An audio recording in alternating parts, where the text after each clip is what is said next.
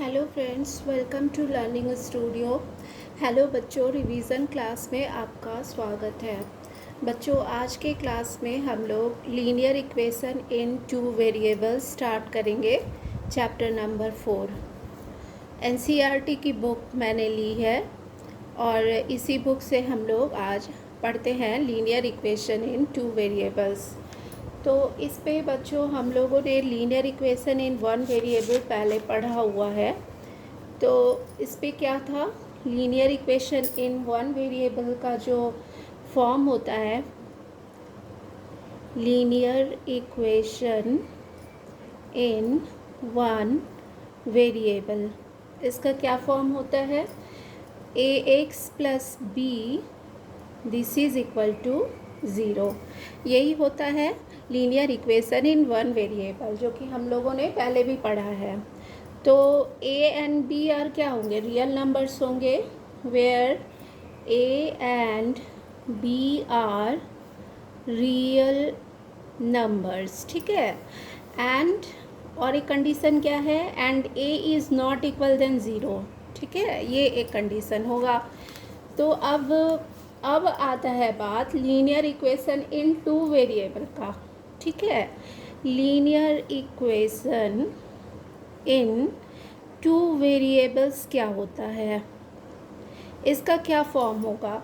तो linear equation in two variable का general form क्या होगा, a x plus b y plus c equal to zero.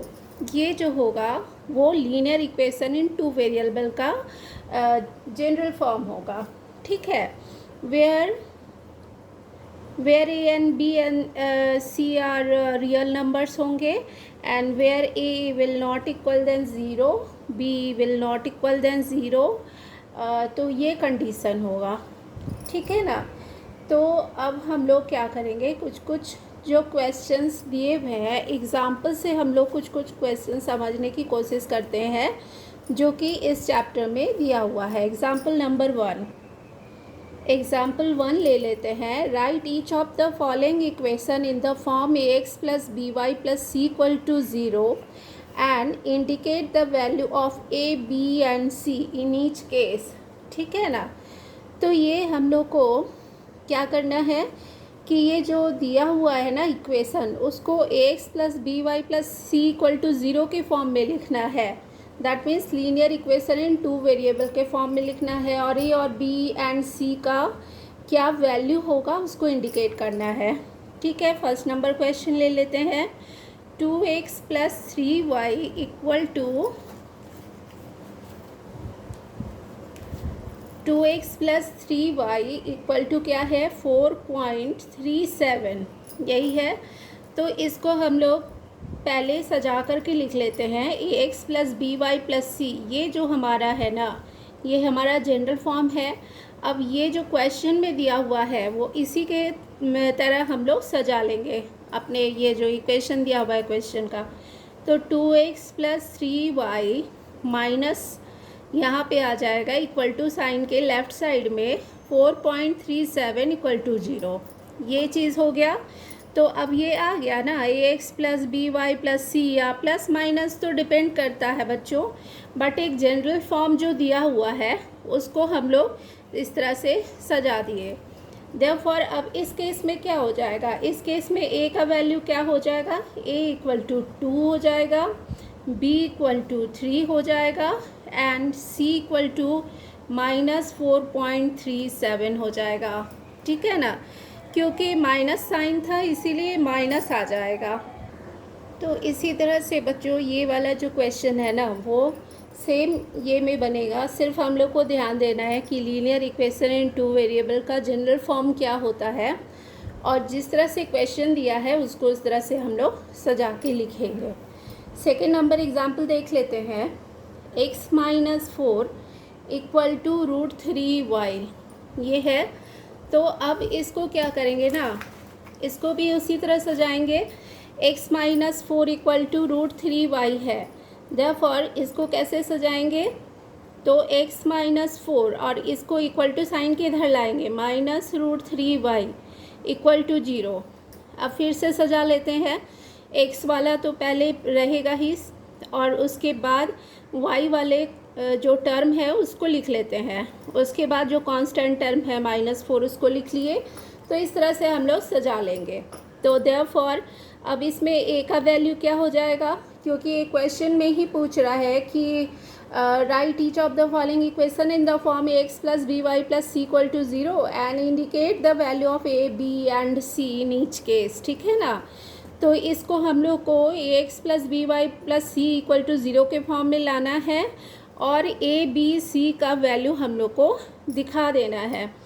तो कोई बात नहीं, इसमें दिखा दे रहे हैं। a का वैल्यू क्या हो जाएगा, 1 हो जाएगा। b का वैल्यू क्या हो जाएगा, -√3 होगा। और c का वैल्यू क्या हो जाएगा, -4 हो जाएगा। तो ये इस तरह से हम लोग इसका क्वेश्चन का आंसर हम लोग कर लेंगे। ठीक है, बहुत ही इजी है बच्चों, इसमें कुछ भी नहीं है। ये 2 चैप्टर जो है ना, linear equation in 2 variable and coordinate geometry, ये जो 2 चैप्टर हैं बहुत ही इजी चैप्टर है। बस थोड़ा सा है, ध्यान देने वाली बात है, बस यही और बना लेना है। उसके बाद नेक्स्ट हम लोग चलते हैं एग्ज़ाम्पल नंबर 2 में। एग्जाम्पल नंबर 2 क्या है, write each of the following as an equation in the 2 variable. अब फर्स्ट नंबर एग्जाम्पल में x = -5। अब ये दे देगा, अब कहेगा कि इसको लीनियर इक्वेशन इन 2 वेरिएबल के फॉर्म में लिखिए। तब क्या करिएगा आप लोग, तब इसको क्या करेंगे बच्चों, x = साइन है ना, x + 5 = 0, इस तरह से लिख सकते हैं हम लोग। लेकिन हम लोग को x का पार्ट पता है, c का पार्ट पता है, y का पार्ट तो नहीं पता है। तो इसको क्या लिख सकते हैं, x + by होता है, तो b के जगह पे 0 × y लिख सकते हैं ना बच्चों। 0 × y लिख दिए और प्लस b दैट इज़ 5 आ गया, sorry c, ax + by + c होता है। तो +5 = 0, तो ये चीज़ हमारा हो जाएगा। तो a की जगह a का वैल्यू तब क्या होगा, ax होता है, तो a की जगह पे क्या आ जाएगा, 1 आ जाएगा। तो 1 यहाँ पे a का वैल्यू हो गया। b का वैल्यू क्या हो जाएगा, 0, क्योंकि b का तो पार्ट ही नहीं है इसमें। इस कहने का मतलब जो दिया हुआ है ना, उसको इस तरह से हम लोग को ax + by + c = 0 के फॉर्म में सजाना है। इस तरह से सजाना है कि ये जो मेन जो दिया हुआ है उसका कोई भी वैल्यू चेंज नहीं करना है। इसी को हम लोग को उस तरह से लिखना है कि इस फॉर्म में आ जाए। ठीक है ना। तो इसीलिए हम लोग क्या किए कि x और ये कांस्टेंट का जो पार्ट था उसको इक्वल टू साइन के लेफ़्ट साइड में लाए, यानी ये c का पार्ट है, ax + by + c = 0। That is ax का पार्ट हम लोग को पता है, by का पार्ट नहीं पता है। तो b के जगह पे हम लोग 0 लिख सकते हैं ना, क्योंकि b से 0 से अगर मल्टीप्लाई करेंगे तो 0 हो जाएगा ये टर्म, तो कोई फ़र्क नहीं पड़ेगा।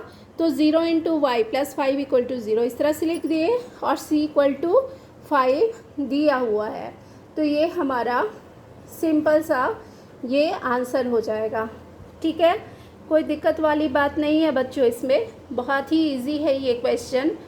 तो ये एग्ज़ाम्पल समझ में आ गया। अब हम लोग एक्सरसाइज की तरफ बढ़ते हैं। एक्सरसाइज 4.1 देख लेते हैं कि क्या है। पहला नंबर क्वेश्चन है, the cost of a notebook is twice the cost of a pen. ठीक ना, ये क्वेश्चन देखिए, यहाँ पे है the cost of a notebook is twice the cost of pen, write the linear equation in 2 variable to represent this statement. अब cost of notebook है, cost of notebook है और कॉस्ट ऑफ पेन है। ठीक ना, कॉस्ट ऑफ पेन बोल रहा है, तो इसमें 2 variable, linear equation in 2 variable का मतलब 2 वेरिएबल लेना है। तो कॉस्ट ऑफ नोटबुक = x मान लेते हैं, और कॉस्ट ऑफ पेन को क्या मान लेंगे, y मान लेंगे। और फ्रॉम इक्वेशन क्या बोल रहा है, फ्रॉम क्वेश्चन क्या बोल रहा है, the cost of notebook is twice the cost of pen. माने नोटबुक का जो दाम है ना, वो पेन के 2 गुना दाम है नोटबुक का। दैट मीन्स क्या हो जाएगा कि x जो कॉस्ट ऑफ नोटबुक है, तो x = 2y हो जाएगा। मतलब एक नोटबुक का जितना दाम है, जितना पेन का दाम है, उसका 2 गुना नोटबुक का दाम है, तो x इक्वल टू 2y हो गया। देयरफॉर ये इसको इक्वेशन के फॉर्म में ला देंगे, x minus 2y equal to 0 हो जाएगा। तो ये हमारा आंसर हो जाएगा। नंबर 2 का देखते हैं। Express the following linear equation in the form ax plus b y plus c equal to 0 and indicate the value of a b c in each case. ये जो हम लोग एग्जाम्पल में किए, सेम टाइप का क्वेश्चन है। 2x plus 3y equal to 9.35 का ऊपर में बार दिया हुआ है, दैट मीन्स रेकरिंग वाला पार्ट है, तो उससे कुछ फ़र्क नहीं पड़ता है बच्चों। यहाँ पे 2x प्लस 3y कॉन्स्टेंट वाले टर्म को लेफ्ट साइड में लाएंगे, माइनस 9.35 का बार इक्वल टू 0। देयरफॉर अब ये हम लोग ax plus b y plus c equal to 0 के फॉर्म में सजा दिए। देयरफॉर a इक्वल टू क्या हो जाएगा, a b c का वैल्यू हम लोग को फाइंड आउट करना है। तो a इक्वल टू क्या हो जाएगा 2, b इक्वल टू हो जाएगा 3, b इक्वल टू हो जाएगा 3 एंड c इक्वल टू क्या हो जाएगा माइनस 9.35 का बार हो जाएगा। ठीक है, तो ये हमारा आंसर हो जाएगा। इन द सेम वे ये सारे क्वेश्चंस बनेंगे और अगले क्लास में हम लोग फिर से इसको करेंगे, और आप लोग खुद से भी ट्राई करने की कोशिश करिएगा। और वीडियो हेल्पफुल लगता है तो please like share and subscribe ज़रूर करिएगा। फिर मिलते हैं अगले क्लास में, तब तक के लिए बाय बाय।